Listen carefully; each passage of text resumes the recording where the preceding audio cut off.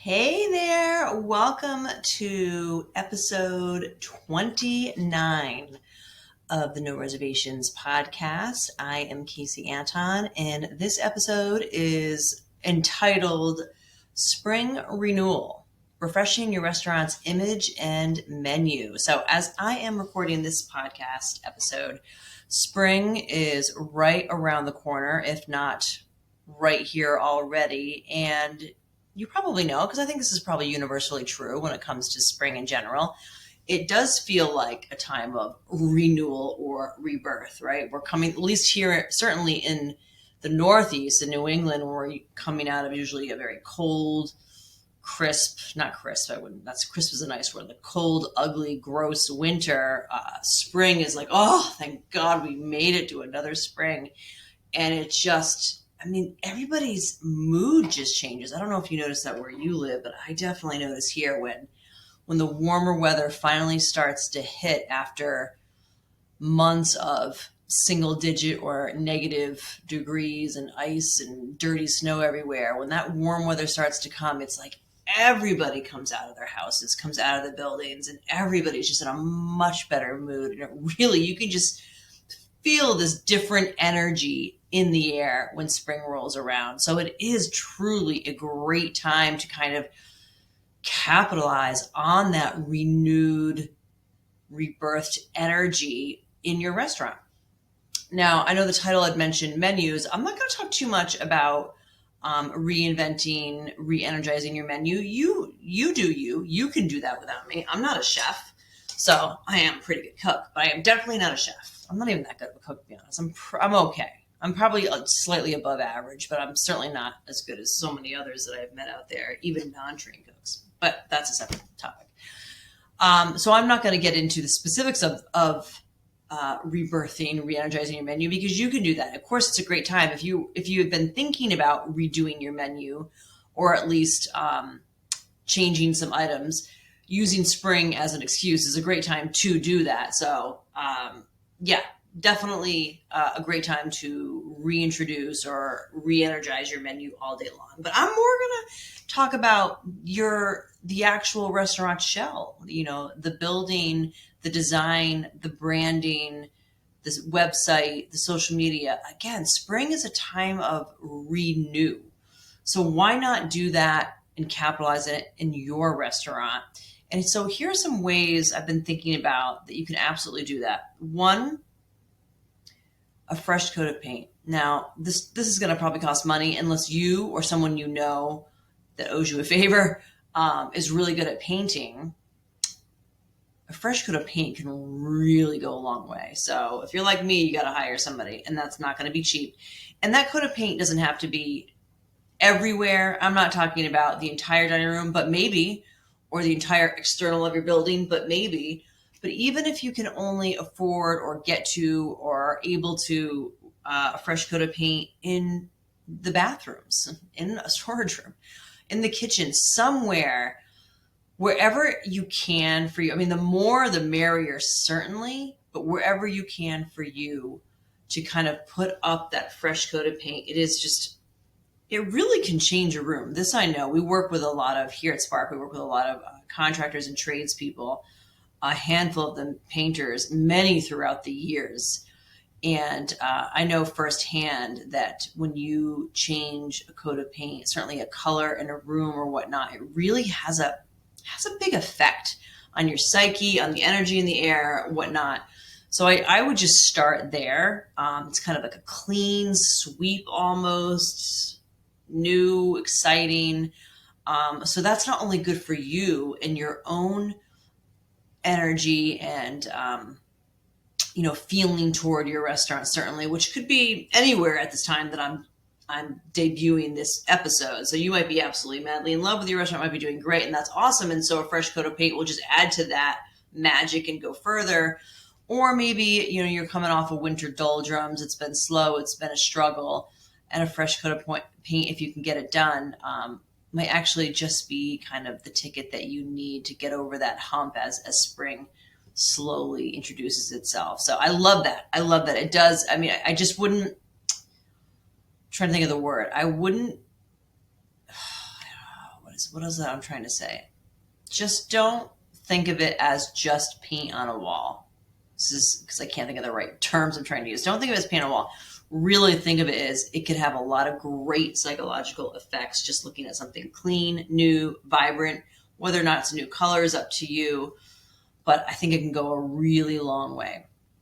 Okay, so that's one that I'm thinking about, and that's the visual. So, of course, there are other things that you can do visually in and outside of your building. Most of those are going to cost more money. I went with the low-hanging fruit of fresh paint because that's usually the cheapest.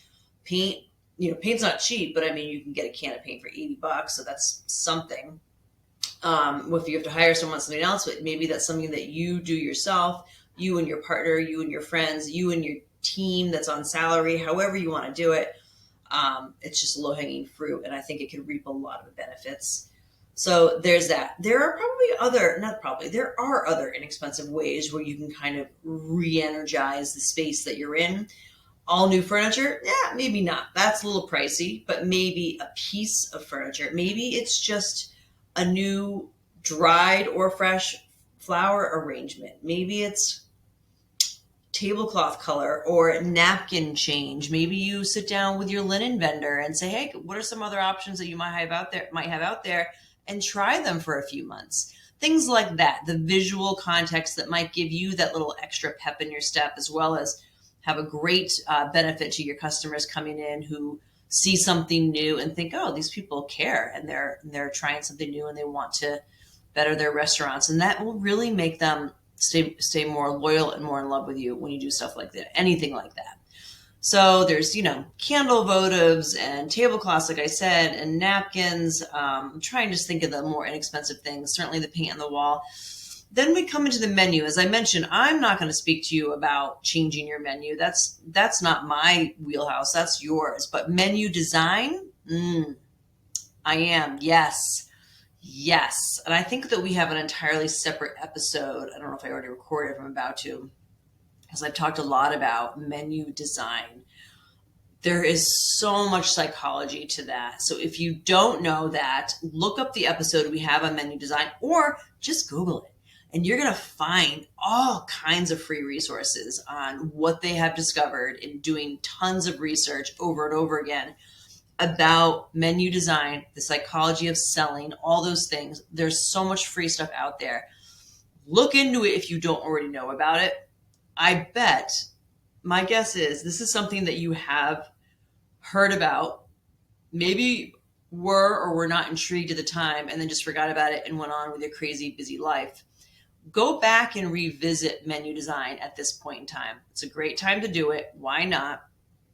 And it actually really, really, really works. Just for example, and I am not the go-to guru expert on menu design. I've just read a bunch about it. I've seen it. I've tested it like in my own life. And so I find it to be a real thing. So I implore you to go do it for yourself. But for example, did you know some menus have things that are bordered or kind of boxed out on the menu, whether that's right in the center of a big paper menu or maybe in the upper right or bottom left corner? It's just, you're using a border and they're boxing something out. Whatever it is, they're boxed out. Usually it could be like, their higher end stuff or specialty dishes, or it could be literally anything. But the point is, you can put whatever you want in that box, but the eye of your guests, the eyes of your customers will go right to that box. That's just the way our brains work. It will go right to that box. And in addition to that, the primacy effect kicks in. So it's usually the very first and then the very last things that we see our brain or our subconscious deems as the most important, or just stay with us also. So when you put something in a box, your eyes are going to go first there. You're going to read what's in that as the guest. You may or may not be into whatever's in there. And then you're going to go and you're going to, most likely, you're going to go and read the rest of the menu and then probably go back to that box and then make your decision. I'm telling you, whatever's in that box is going to weigh very, very, very heavily on the decision of what you're going to order. It doesn't mean that you're going to order 100% that all the time. It's not 100%, but it is hugely more predictable versus something that's just already in the body of a menu. It really has that big of an effect. And there's no rules or laws that says what you can and cannot put in that box. That is entirely up to you. You can put anything in there and you can change it all you want. So that's one part of the menu design. There are other things in terms of the way you list out appetizers, whether you separate them into cold or hot or however, family style versus a la carte, all kinds of ways that you can do it. And that you should definitely Google it, ChatGPT. I would Google that. And you'll find so much interest. And you don't even have to spend hours reading about it. A lot of things will pop up. And then if you go over to the images, if you're like in Google images of this, a lot of different menus will pop up. And maybe you'll find one, you'll be like, oh, I love the look of this. And then go have that done. Or download the free one and just put your information in. Or however, there are so many ways to do that.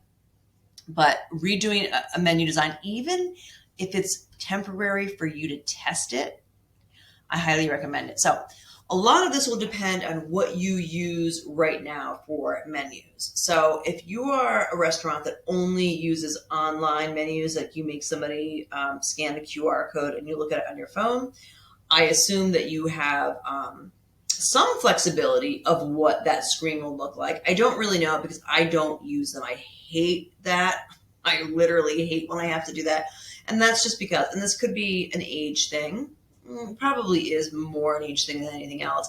I just don't need another reason to look at my phone. So when I go out to eat, I want the old fashioned, paper, plastic, whatever. I want the handheld menu. I do not want you to make me pull out my phone. And just in general, my phone is put away and on silent when I'm out to eat because I want to enjoy the atmosphere, the person I'm with, the people I'm with, whatever it is. So that's separate. I'm guessing if you are a restaurant that only uses QR codes, there's some flexibility. You can work with that provider on whoever sets that up and still have your own version, I'm sure, of a boxed menu on the screen. But even if you do have that, I would recommend trying it out. So download a template. Maybe I'll add one to the Profit First for Tools. I'm going to actually write that in my notes right now. For Restaurant Tools website and menu templates. I'm going to find some and I'll put some on there. But until I do that, find your own, even if you just do it on regular paper on your office printer. I don't love that idea, but it's something better than nothing. Ideally, if you have a designer or somebody that happens to be good at graphic design or use, Canva or the latest AI, although Canva does have AI built in, you could probably just go on Canva and go to templates and go to menu design and find one, pick one, and then spend some time like putting your stuff in, copying, pasting it for wherever, whatever Word doc you have it on. And maybe just print it up in-house. Ideally, it should be a heavier cardstock. It's just a little bit nicer. So I'd rather either print that in-house if you could do heavy cardstock or send it out to a local printer if you have to go to Staples and just, whatever, spend the $50. Get, 100 of them made and just try it. Just try it. See oh my God, what are the sales really gone up in these items? And maybe in that boxed area, in that bordered area, you put your highest profit margins. Or maybe in that boxed area, it's something new that you're trying out. Maybe it's a shared dinner for two type thing, a pre-fee menu, family style. Just a new dish that the profit margin isn't crazy on and you really want to highlight it. Maybe it's a picture of sangria as we're getting to springtime. Maybe it's a picture of a gorgeous looking mocktail. Those are so incredibly popular now. Things like that. Put that in there, then measure, and then just do it for a month or a week. I'd do it for more than a week. I would do it for a month and just see what happens. See if I'm right. I think I am, but I could be wrong. I'd love to hear if I am wrong. But see what happens, see what you can sell. So menu design, great time. Spring, a great time to think about your menu design. Play with it if you haven't in a while. And really kind of, for lack of a better word, manipulate the menu design in a way that you're selling enough of the things that you want to sell. Because, for example, before I wrap up on this, if you've stayed with the same menu design forever, and most restaurants have, maybe change the items, but the design's the same. Okay, that's fine. Maybe it's working for you. But you might have certain menu items that just sell no matter what. You could probably put them in the fine print on the bottom, next to the food disclaimer, and people are still going to find it and they're going to order it because everybody wants a New York strip steak or whatever it is it sells. So don't worry about trying to sell more of those. Really, the highlighted, the box, the bordered out items, or the circled items, however you want to do it, those are the ones that you want, that you're, again, trying to sell because not enough people are ordering it, or you just really want to knock it out of the park because you make such great margin on them and your guests love them and we're going to tell all their friends about it and come back for more of those. Or you want to try something new, and it could just be drinks. It could be mocktails. It could be a beer. It could be whatever. It could just be that, and just see what happens. I think more restaurants should be highlighting their mocktails. First of all, putting more effort into them and highlighting them and serving them in fancier glasses with fun garnishes and charging up a storm for them and then seeing what happens. I think I was at a restaurant. I know I was at a restaurant. I forget which one in the last week or two. They had their little mocktail list on their regular list. I think they had 3 items. Usually I see 2 or 3 items, which is a bummer, but okay. And sadly, it was served in a plastic like kids cup and not in a regular. It's like they missed the mark on that. But let me tell you this: it was a $15 mocktail. I'll tell you that. I didn't care. I mean, I was interested in trying it. So, I mean, I think some people would be like, "Holy cow, $15!" I think probably a lot of people would be that way. But honestly, if they got it because it was a special occasion and it's dry January, or they just didn't feel like drinking that night, and it came into actual like a glass and had like a fun, pretty, I don't know, orchid garnish or something, they're not going to complain about that. And they're going to love it and they're going to smile and they're going to think of you fondly. So that's what I have to say about mocktails. But enough about that. That was just my point, in whatever you want to put into that bordered box. Maybe it's something new you want to try, but you're not quite sure if your concept, your guests are going to buy into whatever this thing that you're trying. Then it's another great reason to go to Canva or whatever you use for software, or your graphic designer if you have one, download a template, box out this new thing that you want to try, print them up either in-house or at Staples or whatever, and then use that as your menu or an addition to your menu and see what happens. Certainly, you have to measure the change. You don't know what's going on until you actually physically measure the change. So there is that. Was there one last thing? Okay. Rejuvenating your marketing efforts. So with all these things, with the fresh coat of paint, with the new napkins or linen, or maybe even glassware if you have the extra funds to do that, with the new menu design or special menu or bordered menu or new menu items, the mocktails, whatever new concept you're trying to do. Maybe it's takeout, maybe it's family meal, maybe it's dessert, I don't know. Whatever those things are, this is a great chance to really spice up your marketing, your social media. Add these pictures to your website, story them on Instagram, post them on Facebook and Instagram. This is just more kind of fodder for you to use to increase that engagement and get people excited or re-excited about what you have to offer. So that everything I just talked about really just feeds into being able to really rejuvenate those marketing efforts, because you have new, fun, beautiful, exciting things to talk about in your marketing. Okay, so then the last piece, which I think I talked about in the last episode, or the last 2 episodes, my note said rejuvenating decor, which I think has a lot to do with, the painting and the napkins or whatever. But with the holidays coming up, and I think we talked about the restaurants that are going over the top crazy with the Christmas decorations and have lines out the door of people lining up. And actually, side note, the restaurant that I did talk about is called The Venetian. It's in Weymouth, Massachusetts. That's kind of started in our area. This is a few years ago, and now you can't get a reservation come August when they open them up. You just can't get a reservation to go there. Well, they kept the decorations up, and they just posted that they're going to keep them up through the end of June, maybe even mid-February. Forget what they said. Either it's January 31st or February 15th. They're keeping up, and they're basically saying, hey, if you couldn't get a reservation, if you weren't able to find the time to get in here during the holidays, we kept them up. Come in, relive the holidays with us. It was a great promotion, and people might be like, you know what? You're right. I did try and get in there. I was never going to get a reservation. What's going on this Friday? Let's see if we can get in, and let's go pretend like it's Christmas again. Can't hurt. They probably beefed up their reservations again just by putting that out there. So my point is not to keep your Christmas decorations up through April, but what other holidays that you have coming up that you can sort of over the top overdo it with some crazy, crazy decorations that don't cost a huge amount of money. You can be super creative. Maybe it's your anniversary. Maybe it's Cinco de Mayo. Maybe it's Mother Days. Maybe it's Daffodil Days. I mean, you could probably go on Google and find any type of insane, crazy holiday. Maybe it's National Kids Day, which is laughable, right? But I'm pretty sure there's a National Sons Day, there's a National Daughters Day, it's a national everything. Go see what's coming up. I'm mocking it as well, but hey, it could be kind of fun, kind of funny, and a way to maybe go nuts with kids games. Just say it is National Kids or National Sibling Day or whatever, something to do with kids.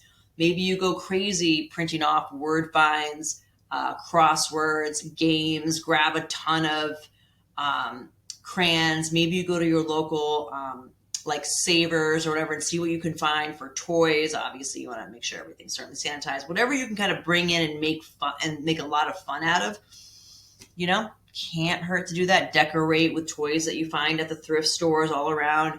Just make it look like a toy land. I don't know. I just made this up, by the way. So just throwing it out there, different things that you can do to really kind of re-energize, rejuvenate, and capitalize on this springtime, anything is possible feeling that most of us get as spring approaches. So that's all I got for you. I hope some, if not all of this was helpful. I am wrapping it up. Again, as I always say, please like this episode if you can. Share it, tell people about it that you think would get something from the tidbits that I like to share in these podcasts so I can keep doing it. And that is all for now. If you ever want to reach out to us, we love it. We love hearing from you. Go right ahead. You can contact us through our website at sparkbusinessconsulting.com or through our Profit First for Restaurants.com. That is Profit First, the number 4 restaurants.com website. Thank you so much for watching. Until next time, bye-bye.